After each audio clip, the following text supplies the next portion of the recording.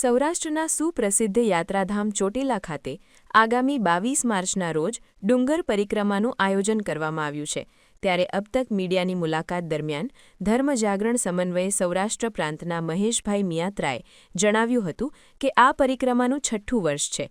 જે પરિક્રમા માત્ર 300 લોકોથી શરૂ થઈ હતી તેમાં ગયા વર્ષે 1.25 લાખથી વધુ માઈ ભક્તોએ જોડાઈને ધન્યતા પ્રાપ્ત કરી હતી। આ વર્ષે પણ ચૈત્રી નવરાત્રિના ચોથા નોરતે રવિવારના દિવસે લાખોની સંખ્યામાં શ્રદ્ધાળુઓ ઉમટી પડે તેવી શક્યતા છે।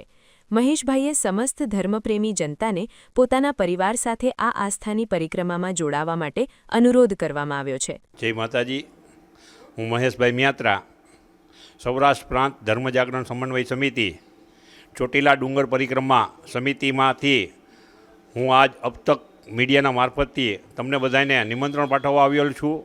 ચોટીલા ડુંગર પરિક્રમાનું આ 6ઠ્ઠું વર્ષ છે।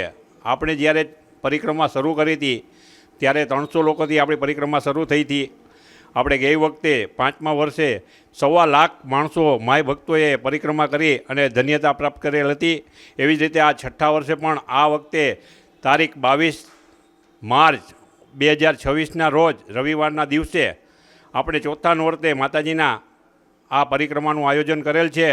તો હું તમને બધાને સૌરાષ્ટ્ર પ્રાંત સમન્વય સમિતિ દ્વારા જાહેર આમંત્રણ પાઠવવા અને તમારા પરિવાર સાથે સહપરિવાર સાથે જોડાશો એવી અમારી નમ્ર અરજ।